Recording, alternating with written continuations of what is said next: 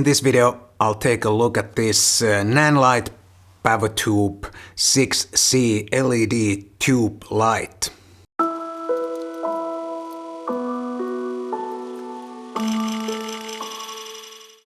Hi guys, my name is Matti Sulanto. I'm a photographer and a Lumix ambassador from Helsinki, Finland. And in this video, I'll take a look at this LED tube light. This is the Nanlite Pavotube Mark II 6C. And this is a brand new product. It was just launched some weeks ago. And this particular light is on loan from Focus Nordic Finland. They import these to Finland. And as always, I'm not getting paid to make this video. I make this video and all my videos just to share my experiences with you guys. And this light is so interesting that I definitely wanted to share this experience with you guys. So what is this exactly?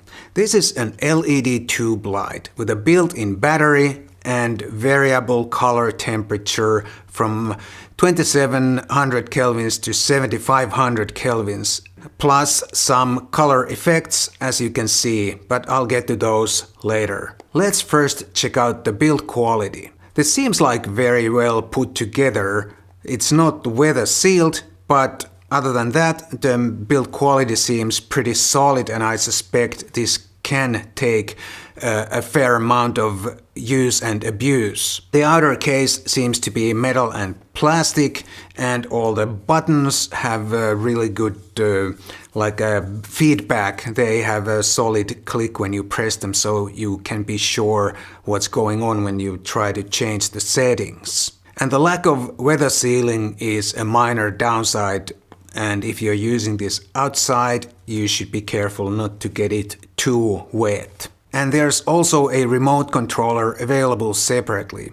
And that remote is compatible with pretty much every Nanlite or Let Go light. And that can be really handy if you work with a lot of lights. And before I go any further, please don't forget to subscribe to my channel if you haven't already done so, and also sign up for my monthly newsletter. There's a link in the description, but you can also go to my website sulanto.fi.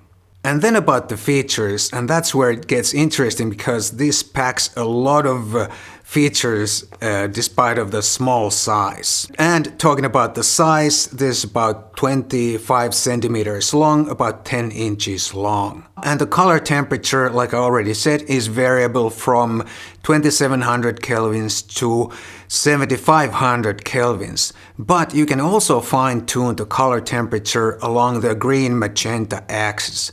So you should be able to balance this with pretty much any lights that you have on your set. But you can also get quite a few lighting effects out of this thing, like this color loop that I have on right now. But there's also something like a cop car, storm, TV set, and so on. So this is really versatile light, and you can use this for many kinds of applications.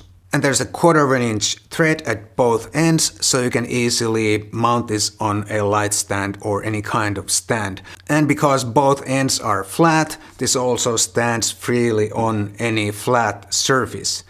And one cool thing is that there are a couple of magnets inside of the body, and you can stick this on any metal surface and it stays there. And there are also 3 small pieces of sheet metal included with the light, and you can tape these pieces of sheet metal to any surface, and then you can stick the light to these pieces of sheet metal. It's not very elegant solution, but it works if you need to mount this on some non-metallic, non-magnetic surface.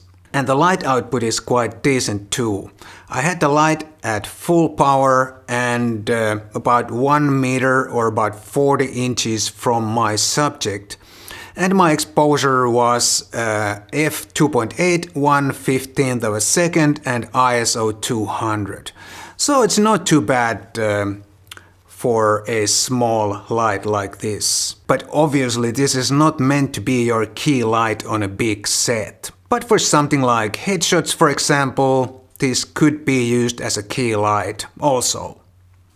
Because if you're shooting headshots, you can put the light pretty close to your subject, and the quality of the light that comes out of this thing is quite nice, even though the surface is kind of small, but because the shape is like a strip light, you get nice and soft light out of this thing despite of the small size. And this is extremely portable, so you can put this in your camera bag and you don't even notice it's there. And as you can see, this could also work pretty nicely for some video work like interviews or something similar. I'm holding the light just outside of the frame right now, and the quality of light is not that bad when you consider again the small size of this thing. And I also made these light painting self-portraits and they turned out quite interesting, and I think this could be something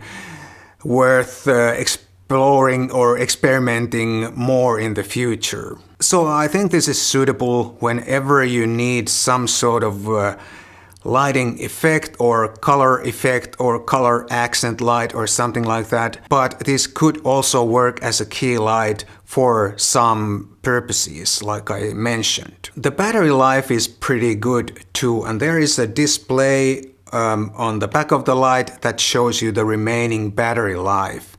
And when I tested this light at full power, I got about an hour and 6 minutes of battery life at full power. However, after about half an hour, the display showed only about 6 minutes of battery life left, but the light went on for another half an hour still. So the display seems to be a little bit pessimistic when it comes to the remaining battery life. But I think it's still good there is the display, so you can have some sort of idea how much time you have left.